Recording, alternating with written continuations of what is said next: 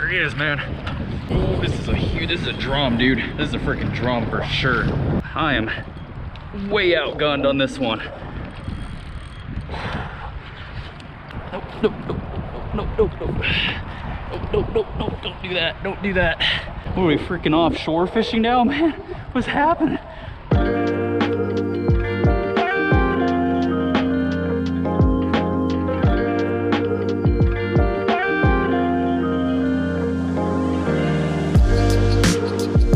Alright, outdoor fam, welcome back to the channel. If you guys are new here, my name is James. It's good to have you guys along for the ride today. So for this video, we are back in beautiful Pensacola Beach, Florida. We're gonna go out, we're gonna fish Bob Sykes Bridge. We're gonna be targeting Sheepshead today. I was out here last night, right around sunset, and the bite was so hot. I mean, it was just on fire. It was sheepshead after sheepshead nonstop for hours on end. And I'm gonna show you guys in this video how you can make that happen using raw oysters from your kayak. And this is a super simple thing, and I promise you guys it's gonna completely change the way that you fish for sheepshead. You will never ever again care that the bait shop is out of fiddler crabs or live shrimp, because honestly, compared to oysters, those baits are completely irrelevant. So I'll see you guys when we get out there, and hopefully we will get on to some sheepshead. Alrighty guys, so first step to this is going to be to gather your oysters. I like to collect them first before I get out to the spot that I want to fish. I like to just have the oysters ready to go in case we come across a piling that we're marking a whole bunch of fish on. We can go ahead and just drop down there and get ready to go. So this is easier with larger size oysters. You guys can see some of these are very small, and some of them, like this one down here, are much larger. So the larger ones are going to be much easier to break open and actually get the oyster out.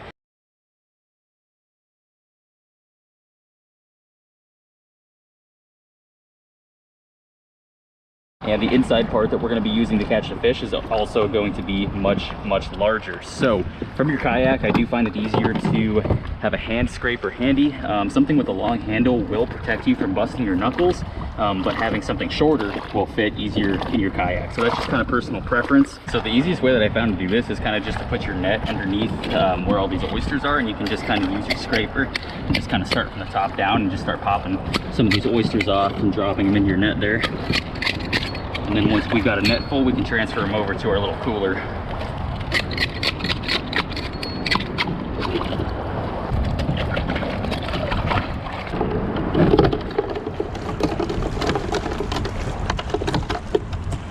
So once you've collected your oysters and you've got a pretty good amount of them in the bucket to keep yourself covered for the next little bit, obviously the next thing you're going to need to do is find yourself a spot where there are likely to be some sheepshead. Now, since I was out here yesterday and I was having really good luck, obviously that's the first spot that we're going to try today.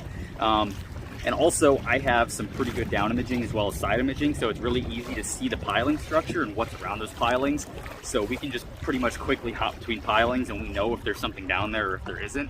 But if you guys don't have electronics available to you, on a bridge like this where there's like a known population of sheepshead and there's a lot of them out here, pretty much all you're gonna have to do is find about 20 feet of depth or greater and just start dropping oysters down there. And if there's nothing down there, eventually the scent of those oysters, one right after another, is going to draw those fish to you. It might take a little bit longer, but eventually they will show up. So just a general rule of thumb, that's kind of my thoughts on it. But I know where we're going to start out today, so we're going to go cruise past that piling. I'm going to look at the down imaging, and if we see marks down there, we're going to crack open some of these oysters, drop them down, and hopefully get on some sheepshead right away. All right, so this is the piling that I was at yesterday. I was having really good luck on this spot, and looking down here at the fish finder, got a lot of fish down there on the finder right now. And just looking at that, I can tell, because I am pretty experienced using this finder, that those are probably all sheepshead, because the marks are big enough that they're not going to be pinfish. All right, so this is going to be a little bit tricky just because we've got all this chop and the current trying to push us that way, so we'll see if we can pull it off. Let's start out with that oyster. That one looks pretty good. Now the way that I like to crack these open, if I'm on a piling, I'll just set them up here and you can kind of lightly stomp on them just to crack them open.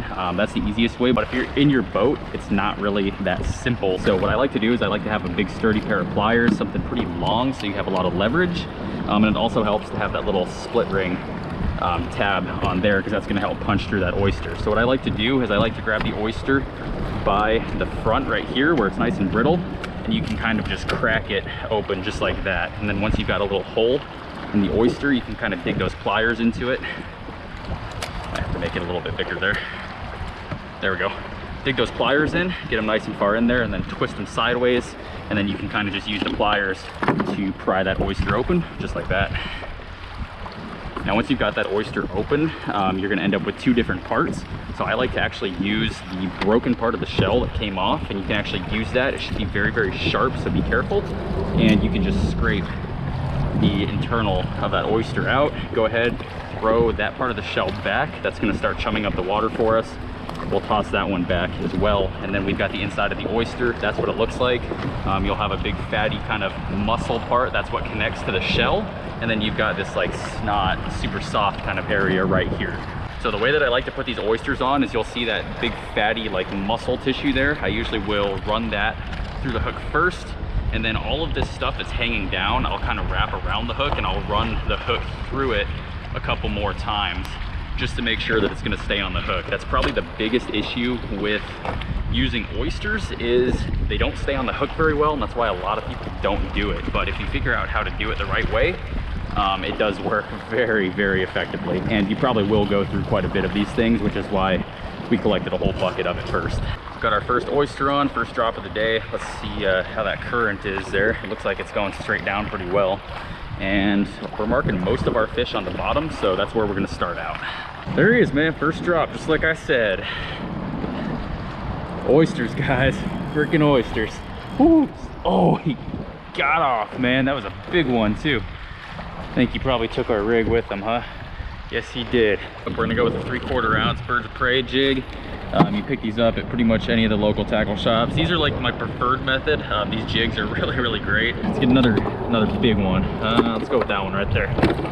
They like those big ones. That's something I should have mentioned to you guys too, is when I'm first starting out for the day, I like to start by dropping the biggest oysters that I can find, just to get them all riled up. And then once that feeding frenzy starts, they will start hitting on the smaller oysters as well. They won't really care too much, but just to get it started off, I find that using the biggest oysters that you can find really, really gets them in that feeding mood. And then with Sheepshead, once they start feeding, once you know all the rest of the school sees like one getting after it, they all start going crazy, and then you just end up with a wild feeding frenzy down there below you. So happens quick. We got that first bite. I imagine the second one probably isn't gonna take too long. Get that rigged up on the hook. Like I said, wrap it around that hook quite a few times, and then get that nice muscly part on there, and that's really gonna help it kind of stay on and not come off. All right, same spot, same drop. Let's see what we got. Get that all the way down there to the bottom. I had it hovering just a couple inches above before, and that's what I was doing last night as well, and they just freaking love it. There he is, man. This one came right out, so we're gonna give it some drag. This is another big one. Oh, this is a drum, dude. This is a freaking drum for sure. Another thing I should have mentioned, it's important to keep your keep your boat pointed out from the structure and manage that rudder effectively, because as soon as you hook up on that fish, you're gonna have to drag them out of there, otherwise you're gonna be hosed. I'm gonna give them a little bit of drag here. That way we don't have another break off situation. I've got a pretty strong knot on that leader, but oh baby! All right, we're gonna have to start doing a little horse action here. Starting to head back to those pilings. Oh my goodness!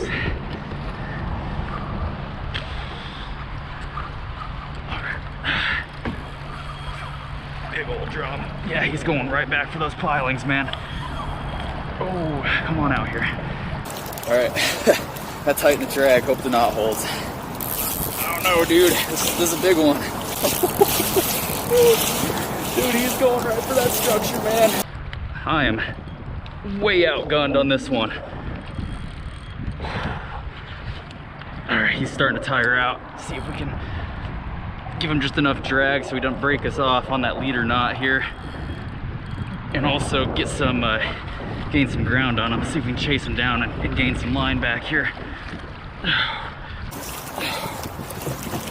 There we go, we're right over top of him now. Yeah, I think he's coming up.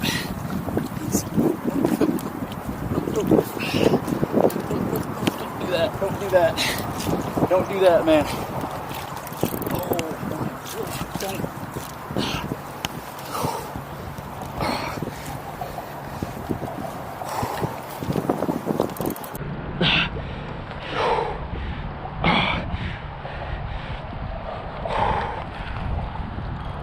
Jeez, dude.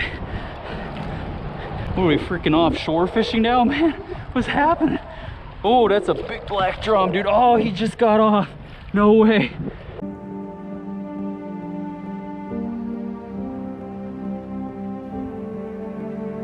No. That was easily a freaking 40-inch black drum. I am not having good luck with black drum, man. I don't know if you guys have been watching my previous videos, but the past two I've broke off on like freaking 4 each video, man, and that was the biggest one yet. Brian, I was coming for you, man. I was gonna beat your 41. That was it, dude. You still got me though, man. You still got me. Wow, unbelievable, dude. I'm telling you, man, oysters. I forgot to mention that if you're fishing these oysters, you got a pretty good potential for some black drum too. Jeez, dude, that was crazy. That was a lot of fun, man. I don't think I've been towed around in the kayak that hard by a fish yet. I'm getting another big oyster on there. That's what I was saying, guys. The big oysters, that's what does it. It gets those fish riled right up, and it just starts happening just non-stop. Oyster on, wrap it around a couple times. There we go.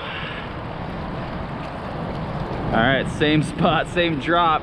Third time, let's see what happens. There he is. That's a drum. Oh my goodness. Oh, jeez, dude. It's gonna be drum day out here. Oh, this is bad. This is not good at all.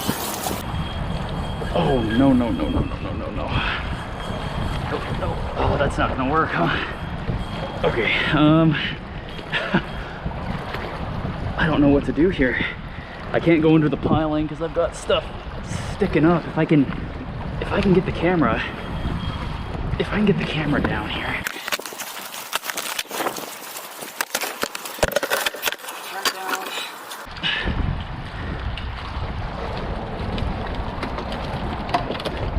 Is that net?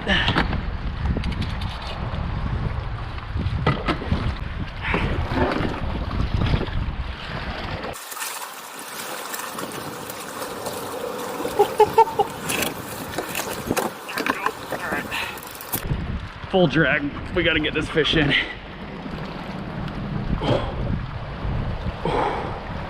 He's going right for those pilings over there, and he's probably just about to him with the amount of drag that he pulled.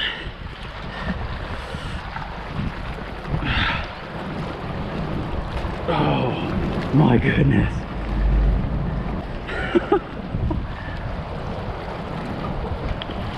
Oh no. Oh man, he made it to that piling, dude. I felt it freaking rub too. Man, I really thought that we had that one after we put in all that work to get underneath that piling. So far, all we've accomplished is I've shown you guys how to lose fish.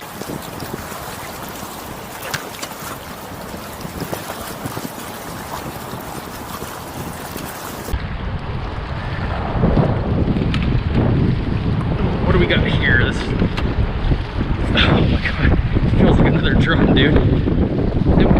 It might be a big sheep. It might be a big sheep. Let's see if we can tow him out of the structure. God, good lord, man. The fish are wild out here today. Oh my god, my ribcage is gonna be all bruised up, man. See, there's the leader. Oh, it's a sheep. About time. It's a nice sheep, too.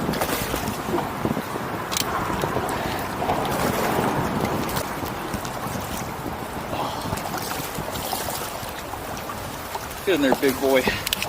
Dang, that's a nice sheep, man. All right, sweet.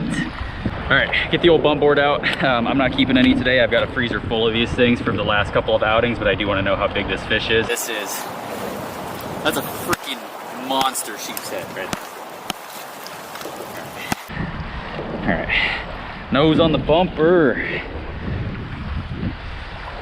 22 3/4. That's freaking awesome.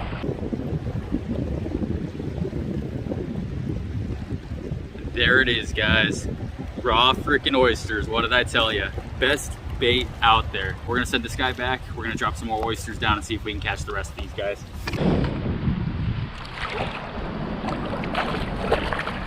There he goes, man. Freaking sweet.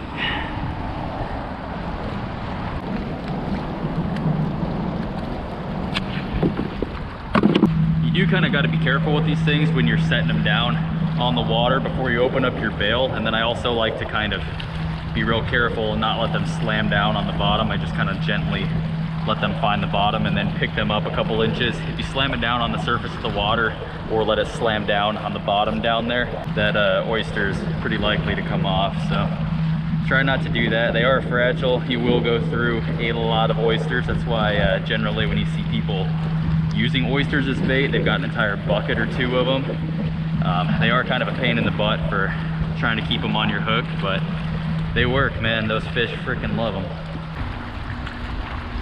There he is.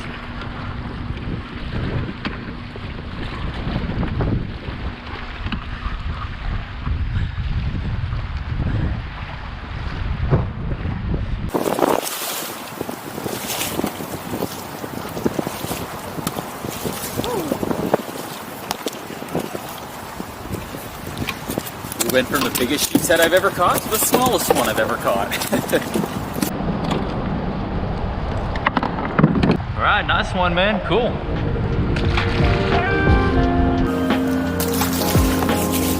See ya.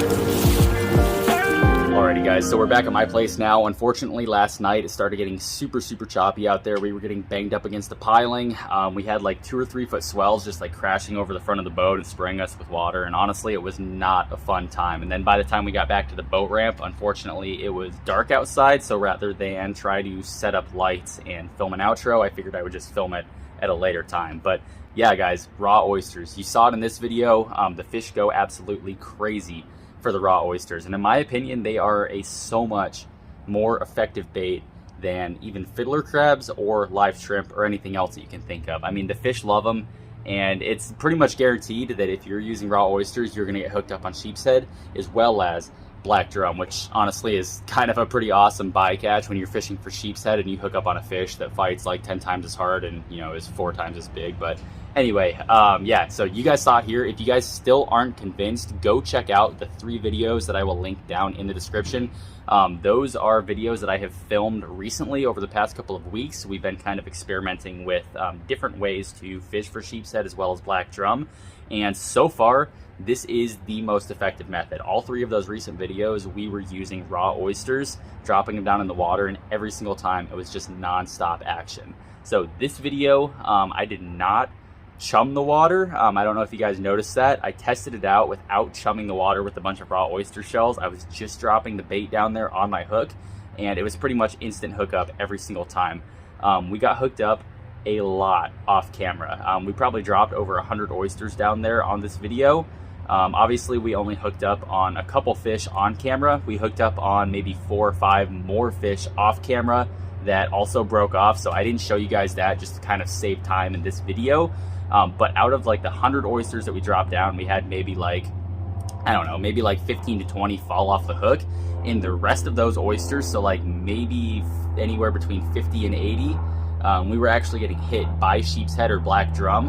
Like I said, we hooked up on several more off camera, and then the ones that we got hit, that we didn't get hooked up on, it was definitely a sheepshead or a drum. You can tell because it's just such an aggressive hard hit as compared to like a pinfish or a trout or any other like small bait fish like that. But with how good sheepshead are at stealing your bait and how soft those oysters are, it's super easy for them to just snatch it off the hook.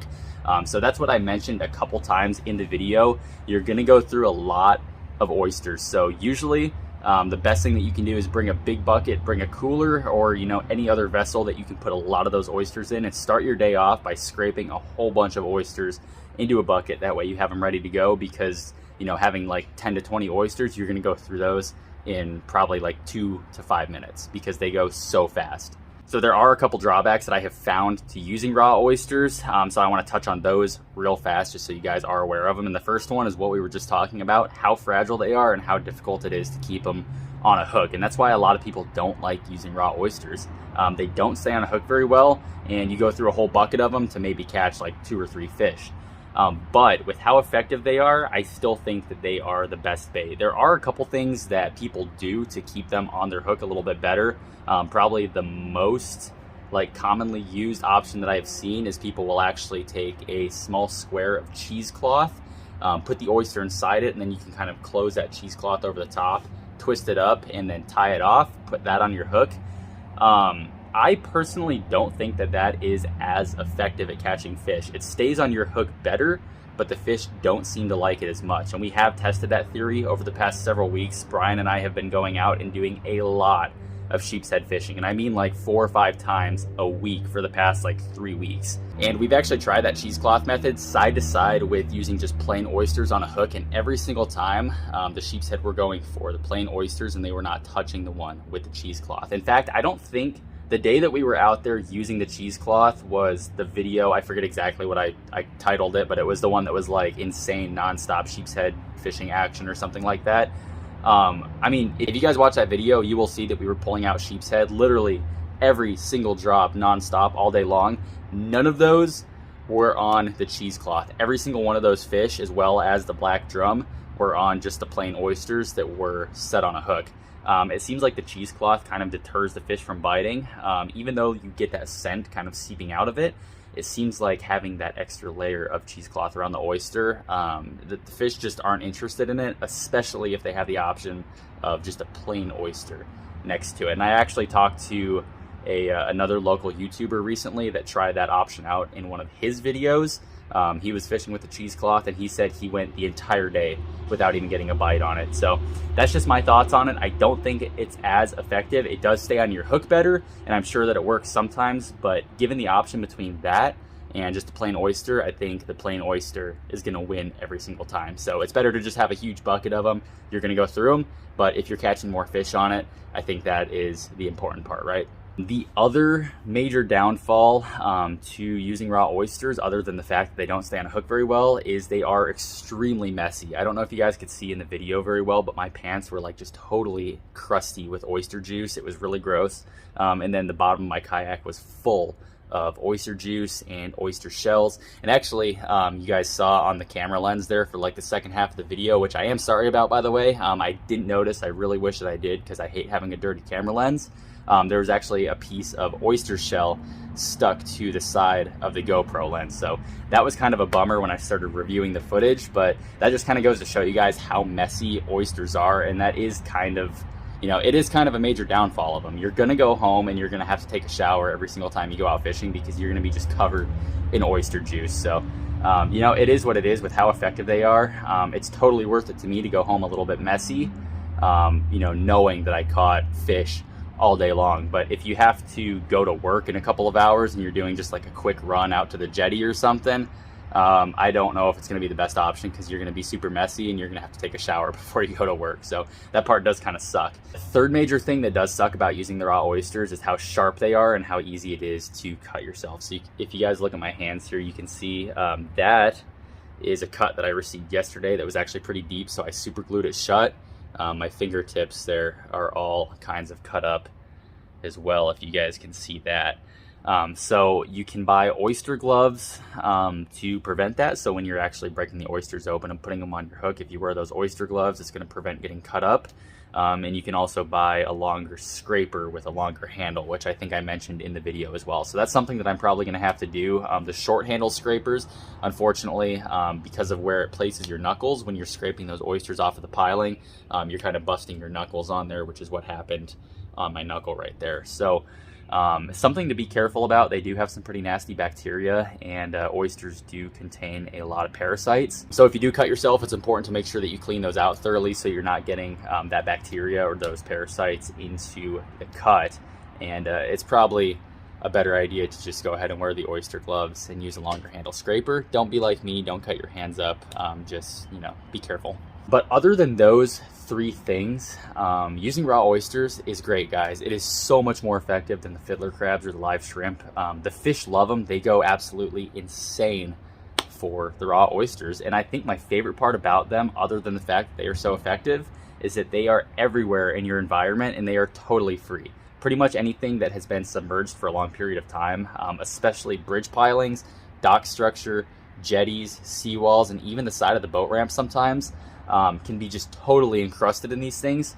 And you can go out there and you can scrape an entire bucket or two of them, and it's totally free, as opposed to going to the bait shop and spending, you know, $4 to $5 a dozen for fiddler crabs or live shrimp every single time you go out fishing. That's going to add up very, very fast, especially if you go fishing as much as I do, which is like 4, 5, 6, even 7 times a week sometimes.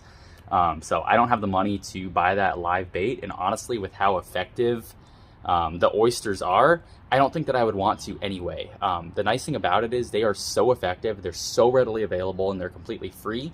So when the bait shop is out of fiddler crabs or live shrimp, I don't care. It doesn't matter, because I have a more effective bait that I don't have to spend any money on, and I can get as much of it as I want. So I think that is pretty awesome, and that's the main reason that I have made the switch to raw oysters, and I haven't bought fiddler crabs or live shrimp in over a month now. So I think that's pretty much all that I have to say about using raw oysters, guys. They are extremely effective, and they work very, very great. And I promise you guys that if you use raw oysters, you are going to hook up on so many more sheepshead and black drum than you will using any other bait that I've tried. So I hope you guys enjoyed the video. I hope you learned something. I hope this video will help you go out and catch more sheepshead as well as black drum. In fact, I'm sure that it will, because like I said, I've been testing this over the past several weeks, and raw oysters are where it's at, guys. I promise you that. So thank you guys so much for coming along on another adventure with me. Thank you guys for being witness to catching my new PB sheepshead, 22 3/4 of an inch. And we almost caught my new PB black drum. That was easily over 40 inches. At least we saw him. We didn't get him in the boat, but that was a super fun fight. I cut it up a little bit just to save on time, but that was probably a 5 to 8 minute fight when I went back and reviewed all that footage. He was towing us around, and that was an absolute blast. So at least we got to see that fish. I hope you guys enjoyed it, and as always, thank you guys so much for coming along on another adventure, and I look forward to seeing you guys in the next video.